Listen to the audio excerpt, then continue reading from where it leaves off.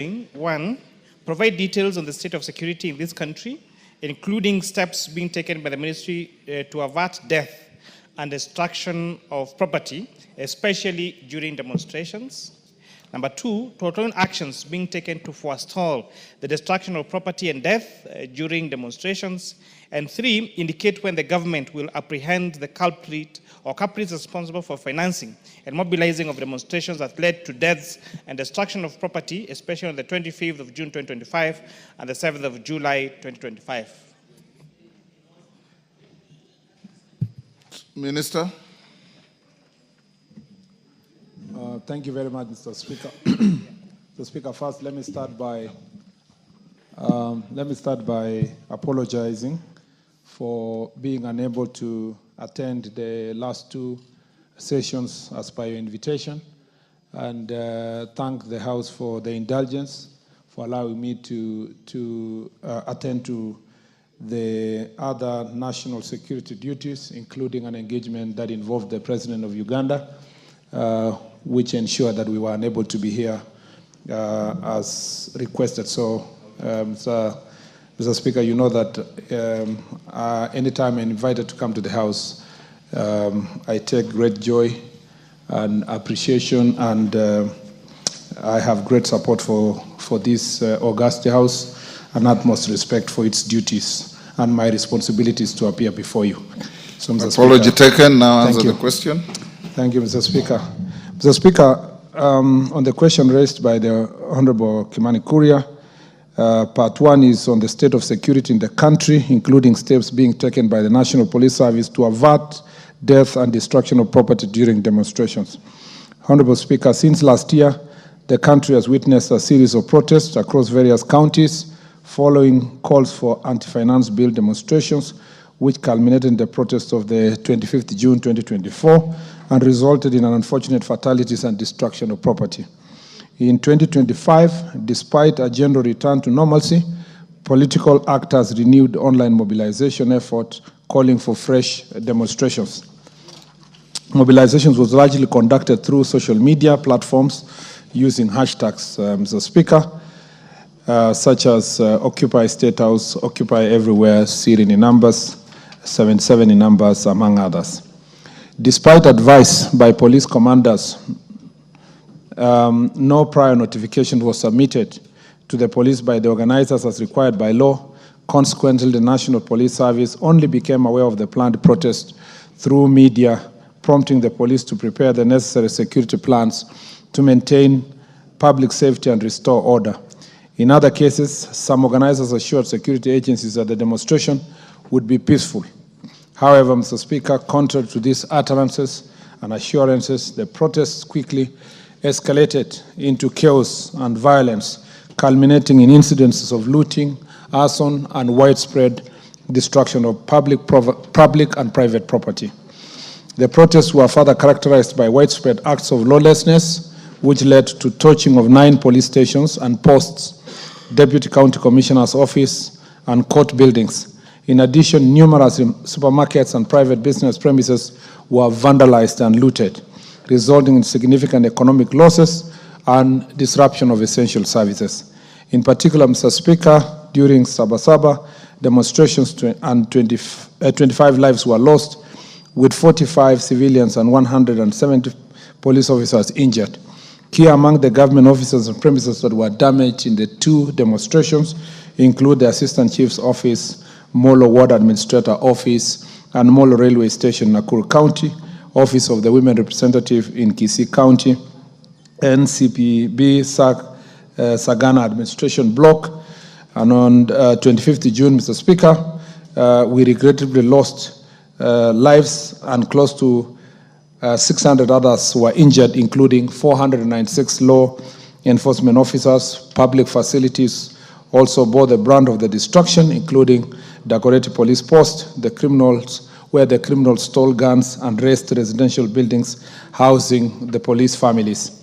In Kikuyu, a mob attacked government offices, torching Kikuyu Police Station, the sub-county headquarters, National Registration Bureau offices, county government offices, Assistant Chief's Office, the Kenya Forest Service Office, Kikuyu law courts, as well as Dagoretti police post and police lines. They also partially destroyed the Kikuyu sub-county probation office and damaged 4 motor vehicles belonging to Dagoretti police post, including that of other officer in charge.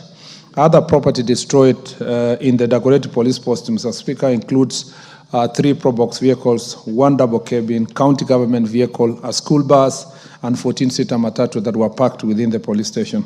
5 guns were also stolen in Dagoretti police post, as I said. Another 4 firearms were burned in Gashui police post.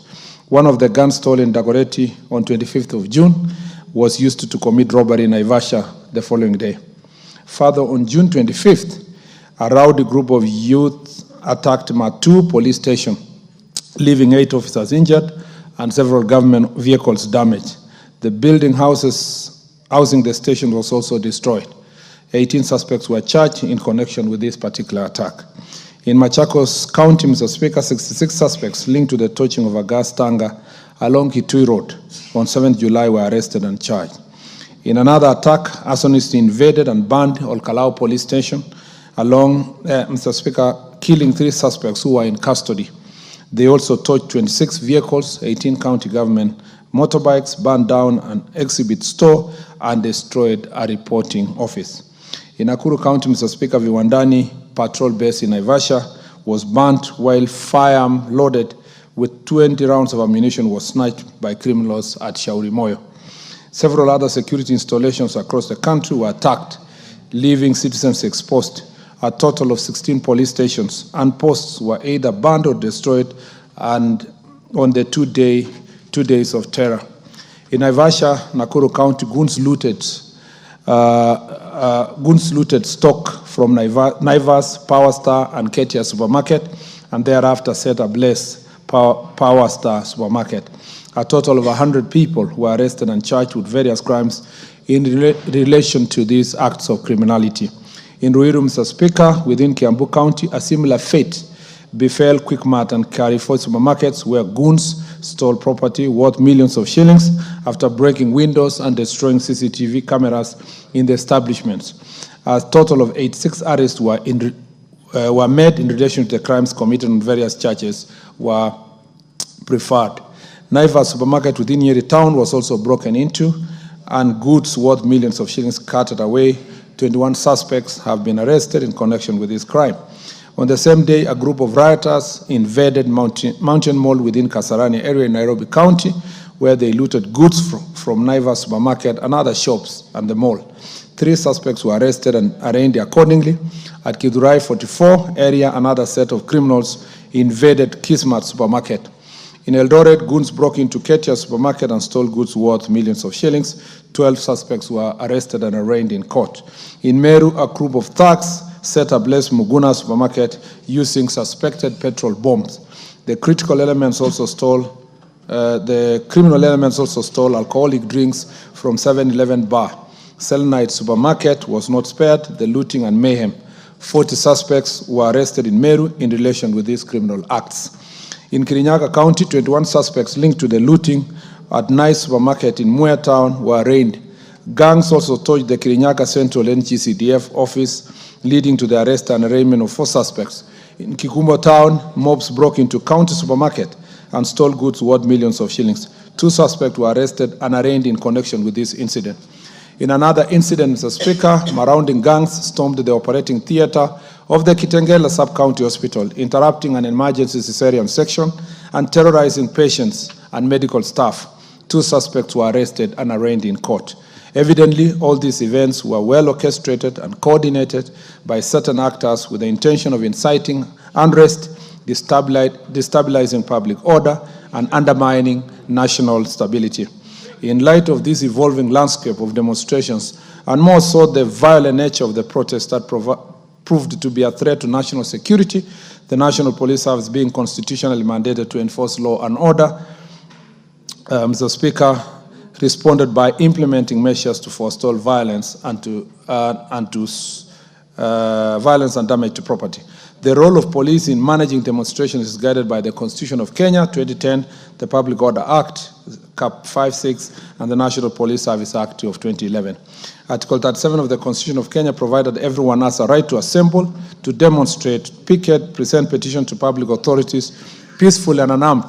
However, this right is not absolute and is subject to limitations provided for under Article 24 of the Constitution, which permits reasonable and justifiable limitation in a democratic society, e.g. to protect public order, public safety, and rights of others.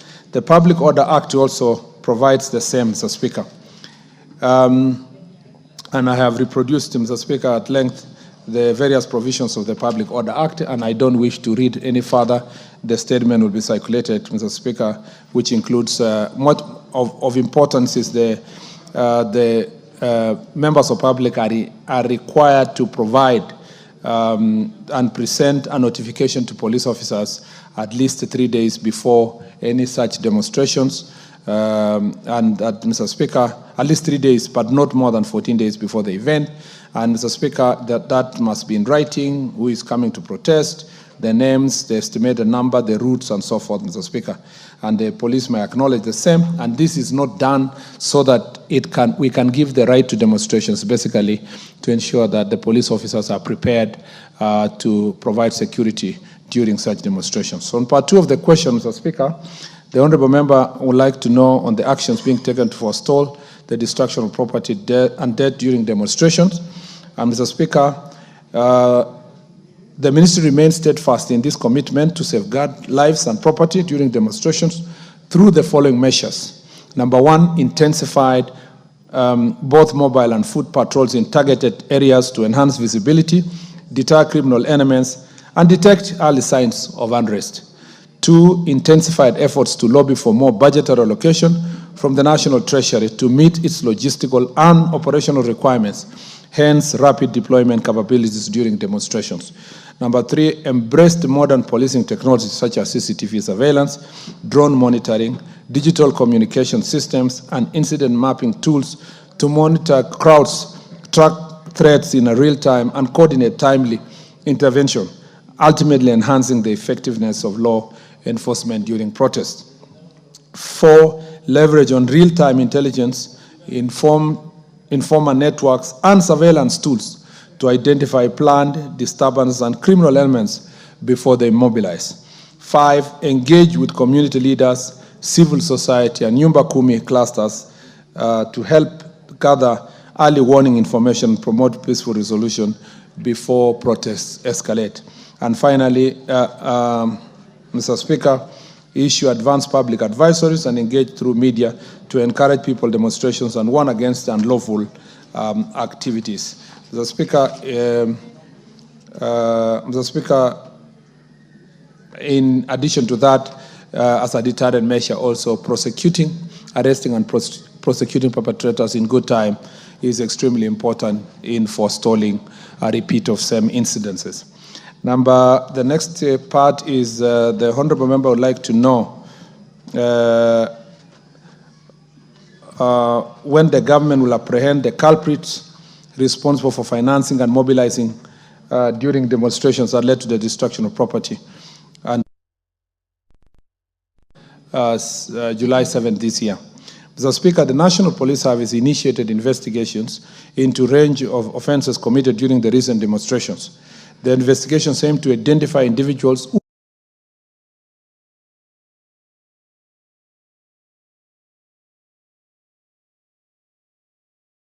loss of lives and injuries to civilians and police officers. In the course of these investigations, the service has obtained several financial statements and data linked to persons of interest, which are currently undergoing forensic analysis. Additionally, information relating to the registration particulars of companies, non-governmental organizations, and societies believed to have played roles, and non-governmental organizations and societies which are believed to have played a role in facilitating the protest has been acquired. The National Police Service is working in close collaboration with various government agencies and stakeholders to expedite investigations. These include the National Transport and Safety Authority, the National Registration Bureau, the Communication Authority, the National Intelligence Service, the Registrar of Companies, the Financial Reporting Center. So far, preliminary analysis of this evidence gathered have led to the identification of several persons of interest believed to have participated in illegal acts during demonstration and those linked to the funding and mobilization of the demonstrators.